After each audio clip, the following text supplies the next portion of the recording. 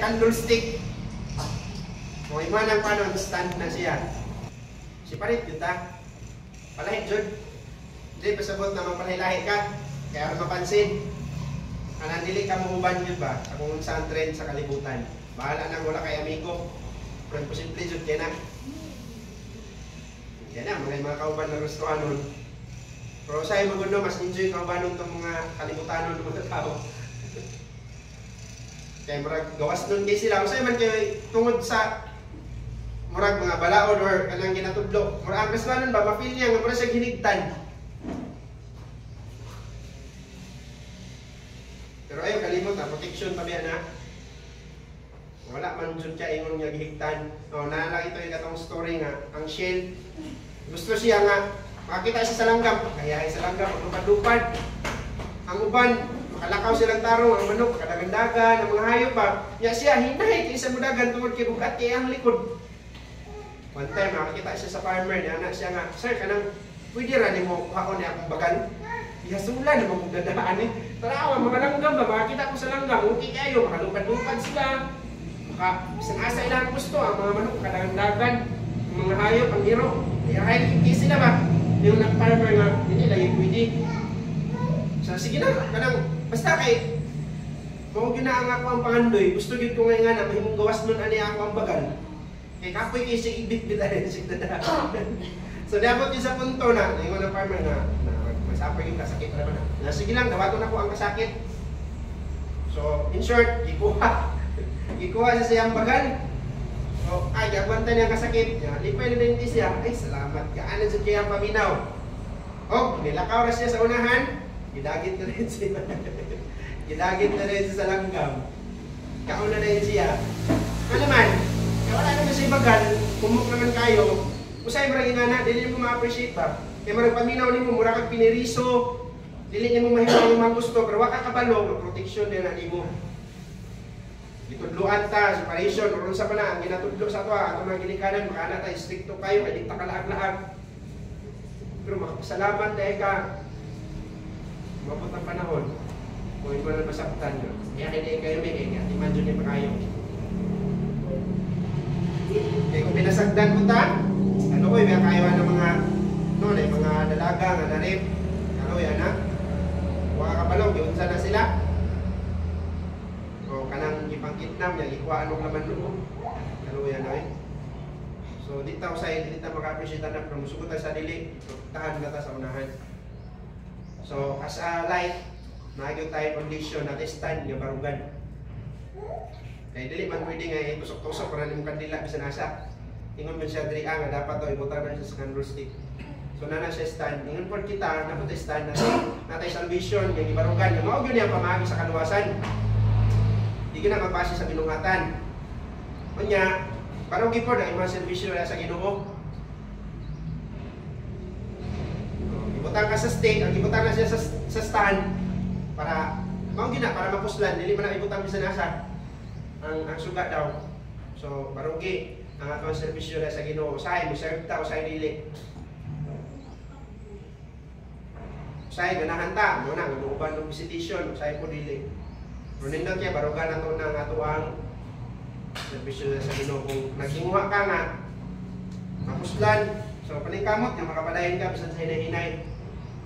Wala ba siya naging dria nga mo siga ka sa ingana yung dalumins na dapat ingani yun ka ka-bright, ingani ka kahayag ba? As long as mo siga, sugat na yun na. Hinay mo na or dili. At least na makita yun ka sa dark ba? Ang aninipot bitaw, kung paung-paung na siya, pero mapansin niya pa na ni mo. Ba't kailan ba mo kaninipot sa bukid, agad mo na sa pagkata, magtapok na sila. Kumusiga lang yun ta, mapansin yun ta sa mga tao nga nagpalibot sa atuha. Pero usahay man yun, ang gustuhan nun, wala yun. Ang siga na ito diha ka namang mga mayong binuhatan. Mabay na yung let your light so shine, that they may see your good works. So kumbaga, kung isiga ka, makita ka, pero kung sa'yo lang makita ang mga mayong binuhatan. In short, kana atong mga ipambuhat ng mga maayo unay nindot kaya nato ipakita. So marugi ang mga serbisyo na sa Ginoo. Ayo kaluya. Naam gyud ng mga kaluya no kay makapoy ta. Kung nindot kayo nga naa kay kasing-kasing nga matinguhaon ba nga mohimo gyud. Salamat ra ko sa Ginoo nga Bisan tuod niagi man ron yung ako pagkabadlungon pero naalang yun sa akong kasing-kasing na musimba. Mora ginagawa sa una. Wala, naalang yun na sa akong kasing-kasing na musimba yun. So bisan asa ko naabot sa una, bisan pagkabadlungon kayo ko, pag madomingo, makahuna-una yun, wala ang musimba. Musimba. So bisan pag wala na ako sa balay sa una, nakatuyo ko sa mga uyuan, iyaan, makahuna-una yan kung musimba. Bisa katon na lang dire, ako na lang isa, yan ang trabaho na sila. Nagya ko higayon nga makaabot yan kung simbahan. Naga po mga Merkulis na baktason ko ni Higat rin padulong dito ang sibagat. Yung simba ko, niya muli pakuha na. Nasa akong kasing-kasing. So nindot kayo nga makatunan ka na sa mga bata pa ta. Hantod karon, dili na mawala. Bisan pag naminyo na lang ko, hindi sakto ang sinugdanan ba? Pero kasimba yapon, malinguhang yapon yung musimba. Yan na yun na. Huwag na batasan na ba? Niya. Pinaiyan na rin mo nga musimba. So, inganak. Ang Kristuano ng tanan. Dapat na siya baruganan. Nadilita paling-paling pa. Based sa kung sa itong diba sa Adriaden. Lastly, dapat natay vision.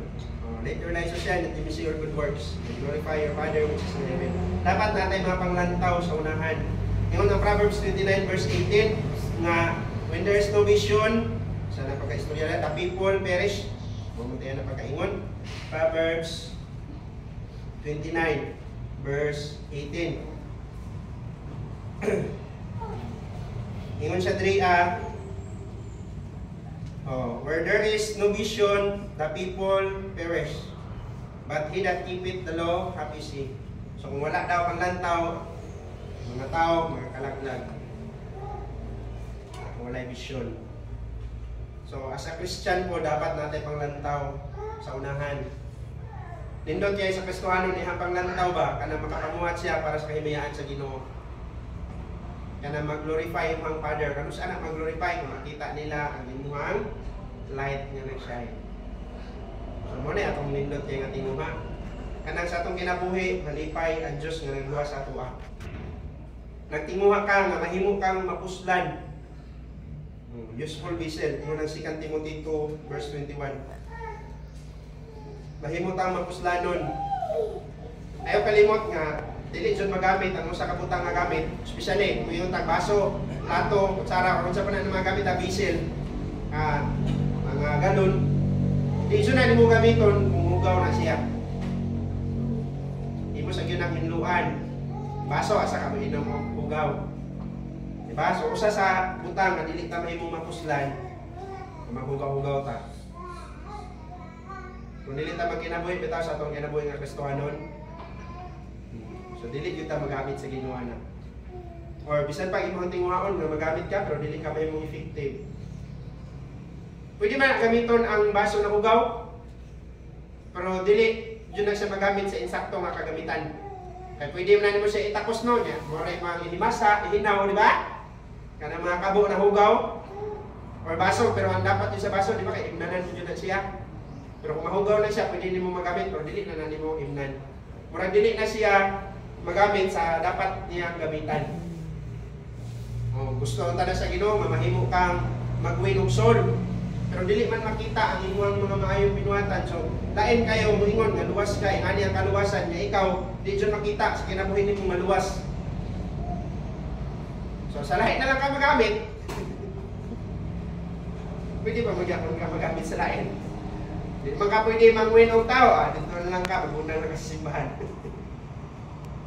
Pero mo ba yun na ang design sa ato nga mang-win yun tagkalag. Ang pingan yun nato ang ato ang mga testimonyo. Gusto ko tayo sa lili, magtanaw nga na sila anak. Ayaw kalimot yun sa sayings na effective na sa, gamit yun na sa Kristohanon na action speaks louder than words. Okay man, musulti, pero mas dako kayo nga i-consider nila ang imuhang kinabuhi. Kaya unsa man imong gisulti, kung sa pahay sa imong kinabuhi, hindi na sila mutungod yun. Saan pag muinguntang ang pulong sa Ginoo kamanan, o ang mga tao ba nakaila sa imuha, unsa na lang si Jesus. Ang mga tao nga nakaila sa iyaha, mo'y pinakagahi kayo niya gipatuo. Mo'y pinakagahi kayo nituo sa iyaha mga gipanghimo nga milagro. Gani ang iyaha mga gihimo, wala mo ito gihimo nga dautan. Pero manong dili man makatuwa ang mga tao, tungkol kay kailan. Di ba? Kabalo ta anak. Unsa na lang kaya mo silingan, nakaila sa imong kasambahis. Kabalo siya kung unsa ka. Mutuo ba na sila, naluwasan, imong sultian? Samot na nga dili. Nakuha niya ang punto. Na mismo kayo si Jesus ba? Mga tao na kaila siya, ginispise siya. So inga na ka-importante ang ato ang mga gipaghimo. Pero makita nila nga, kung lahi man siya, magsiki man siya sayan. Namura naman nun siya. Tigwang pa siya mama. Mura naman ng lula. Sige magsayan. Sa kay naa. At least makita nila nga lahi, hindi saya ba? Wala, may sayo ka na. Oh. Yang usa sa pinakanindot kayo nga vision sa Kristohanon kanang mamatay siya nga naa sa pagpangalagad. Kana jud, amot kung naa ba na sa ato tanan. Kanang naghuna-huna ka ba or nagtinguha ka nga mamatay ka nga naa ra gyud puntana sa pagpangalagad. Nindot ka, nindot. Ingon di ba? Kita man sa tanan mamatay. Oh, kita jud tanan mamatay pero dili jud tanan mamatay nga naa sa pagpangalagad. Makita tanan gitugutan ni mamatay pero dili tanan mamatay nga naa sa pag-serve sa Ginoo. Kanang namatay nga naa ra gyud siya nangalagad ra gyud sa Ginoo. Kay daghan kayo gusto ano namatay nga wala sa pagpangalagad.